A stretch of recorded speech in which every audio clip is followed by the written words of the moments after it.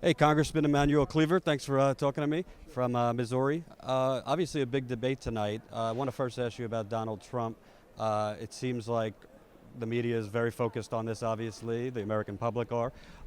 Do you feel that the tapes and the content on it disqualify him as a candidate? No, I don't think the tapes necessarily disqualify him. I think that the accumulation of all of the things that we know certainly disqualifies him from being president. Uh, look, for me, he was disqualified when he denied that he knew who David Duke was, or he didn't know what the KKK stood for, and so for me, that was a point of disqualification.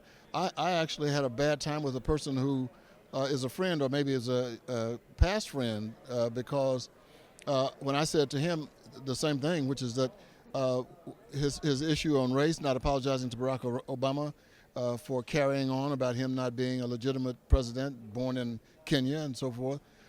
And he said, "Well, yeah, I think that's awful, but we have to take him as a whole, and there are some other good issues." Well, he just, I mean, my humanity has just been thrown on the floor. So I think that disqualified him as far as I'm concerned. But then I'm equally upset over him saying that a Mexican judge could not be fair in a court of law. I'm upset that he ran a full-page ad in the New York Times trying to get the death penalty for 5 African American teenagers who were accused, but eventually released for the murder of a white woman in Central Park. And he's still saying they're guilty, even though they've been exonerated. Yes, and he's continuing to try to push the button that would get people riled up. That somehow, even though there's a man who has already confessed for rape and murder, he wants to stir up this kind of hatred that has been dormant in America for some time now, and he's been, I think, a principal source of bringing it back up. And on the other side, it's gotten less coverage, but obviously there's been a populist outcry against insiders and politicians this year. Hillary Clinton, transcripts came out. She was seen basically saying, "I have public positions, I have private positions." She suggested that there seems to be a misunderstanding in terms of the banks and their role in the financial crash. Doesn't this kind of confirm what everyone kind of was wavering on her with her? It sounds like she's a completely different person behind closed doors. Well, it would have been better had those comments never been uttered. It would have been easier for us to connect her with people had those comments never been made and the transcripts never released. But I think the issue here is whether or not Hillary Clinton is a completely duplicitous person. She owns up to everything that she does. She's apologized repeatedly for things that she's done, for gaffes that she's made, and for actions that she's taken in the past. And I think one of the things that you're going to find out is that she will continue to do that when it happens. I think it takes a special person to say, "Hey, that was ignorant. What I did, that was stupid. I won't do that anymore." We've yet to have an apology from Donald Trump, a sincere apology about anything. But in this case, she tried to make sure these weren't released.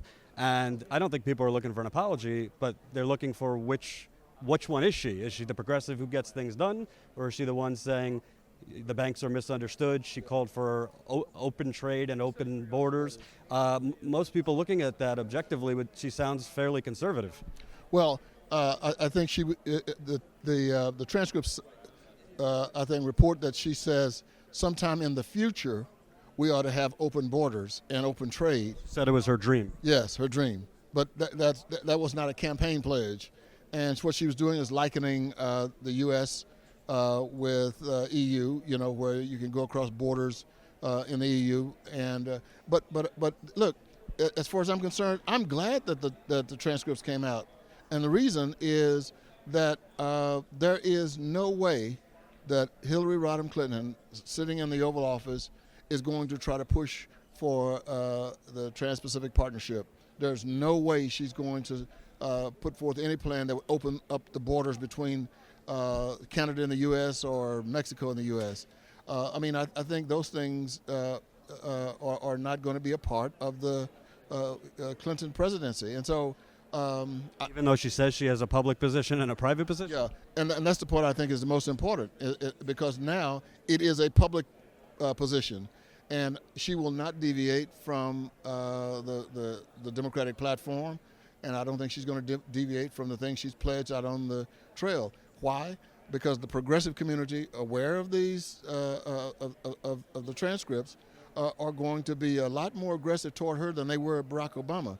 There was some hesitation with Barack Obama from the progressive side of the Democratic Party because first African American president and so forth.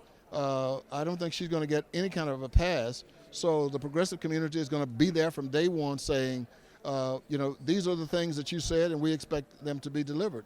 I'm going to be one of them. And I've been involved with the Clintons and a friend since the late 1980s when they were still in the governor's mansion in Little Rock. So I will be one person holding her accountable for the things she campaigned on.